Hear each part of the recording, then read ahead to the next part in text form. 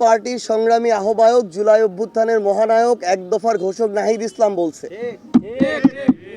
তিনি বলছেন যে পিআরের এই বিষয়টাকে সামনে রেখে জামায়াতে ইসলাম তাদের জায়গা থেকে এত বড় একটা আন্দোলনের ডাক দিলেন, অ্যালায়েন্স করলেন, মাঠে নামলেন, অথচ সেই পিআরের ওই বিষয় জুলাই সনদে কোনো কিছু লেখা নাই, জুলাই সনদেরই নিশ্চয়তা নাই, আইনগত কোনো ভিত্তি নাই, সেটাতে স্বাক্ষর করে চলে আসলেন।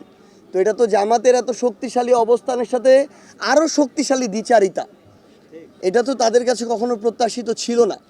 সো আমরা আমাদের জায়গা থেকে রাজনৈতিক দলগুলোর কাছে, যাদের কাছে মানুষ অনেক আশা করে, তাদের কাছে এমন কথাটাই প্রত্যাশা করি যেটার উপরে তারা অটল থাকতে পারবেন।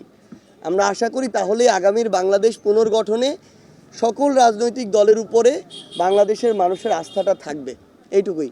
হ্যাঁ, কীভাবে, কখন, কতটুকু গ্রহণযোগ্যভাবে হবে নির্বাচন কমিশন যদি মনে করে তা নির্ধারণ করবে, এটা ভুল। এটা নির্ধারণ করবে বাংলাদেশের মানুষ।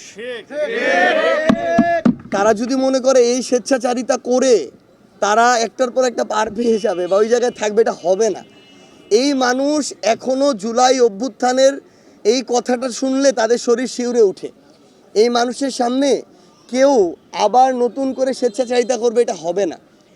আমরা মনে করছি যদি জুলাই সনদের আইনগত ভিত্তিটা দেয়া হয়, বাস্তবায়নের নিশ্চয়তা পাওয়া যায়, বিচারিক প্রক্রিয়াগুলো সুস্পষ্টভাবে দৃশ্যমান হয় এবং চলতে থাকে, পাশাপাশি নির্বাচন কমিশন স্বাধীনভাবে কাজ করে ফেব্রুয়ারির মধ্যে সমান্তরালভাবে এই কাজগুলো এগিয়ে নিতে পারে, তাহলে হবে, সমস্যা নেই।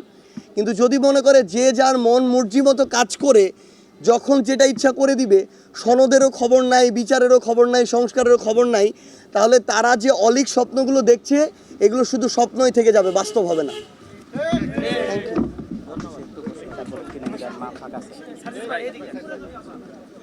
একটু গ্যাপ দাও ভাই, সবাই একটু গ্যাপ দাও।